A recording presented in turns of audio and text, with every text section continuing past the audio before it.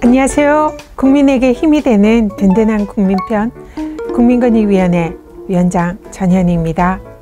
최근에 한 해외 방송 채널에서 우리나라 군대를 배경으로 한 웹툰 소재 드라마가 큰 인기를 얻고 있다고 하는데요. 군 내부의 폭력성, 폐쇄성에 대한 새로운 또 관심을 불러일으키고 있습니다. 오늘 권익위가 간다는 최근 군 사망사고와 관련해서 국민권익위원회가 해결한 고충 민원을 소개해 드릴까 합니다.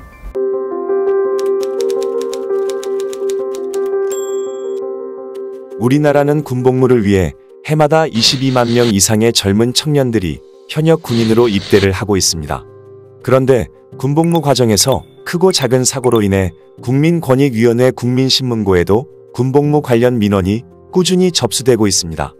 민원인의 아들은 안타깝게도 군복무 중 부대 인근에서 숨진 채 발견됐는데 군에서는 조사 결과 사인을 자살로 결론을 냈습니다. 그러나 가족들은 아들이 자살할 이유가 없다며 지속적인 재조사를 요구했습니다.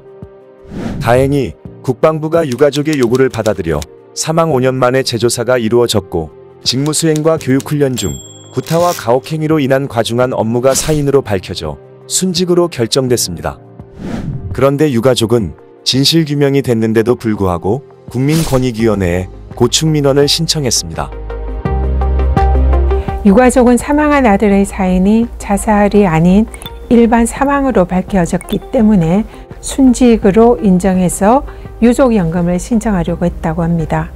그런데 국방부에서는 유족연금 신청 소멸시효인 5년이 지났기 때문에 연금을 지급할 수 없다라는 통보를 받았다고 합니다. 뒤늦게나마 아들 사망에 대한 진실이 밝혀져서 다행입니다. 그런데 아들의 사인이 5년이 지나서야 밝혀졌는데 군인연금법에 유족연금 청구기한 5년이 소멸됐다며 연금 지급을 거부한 것은 전혀 이치에 맞지 않습니다. 그래서 국민권익위원회가 유족연금의 소멸시효와 관련된 자료를 조사해 봤습니다. 조사해 봤더니 유사한 민원 사례가 수십 건이 넘는다는 것을 확인을 했습니다. 유족연금의 소멸시효와 관련된 민원 사례가 한두 건도 아니고 수십 건이라면 이것은 문제가 있다. 제도의 문제다라는 판단을 권익위는 했습니다. 그래서 국민권익위원회는 고충민원 해결 주무부처이자 또 제도 개선 주무부처이기도 합니다. 권익위는 군유족연금 민원 해결이 피해자의 명예회복은 물론 군의 신뢰를 회복할 수 있는 그런 방안을 마련을 했습니다. 유족연금 소멸시효와 관련된 민원이 다시는 반복되지 않도록 국방부가 유족연금의 소멸시효의 기산일을 유족연금급여의 사유가 발생한 날이 아니라 순직을 결정한 날로 하도록 군인연금법을 개정하도록 조치를 했습니다. 그리고 피해자의 명예회복과 유족에 대한 예우와 보상을 할 수 있도록 제도 개선을 권익위가 권고했습니다.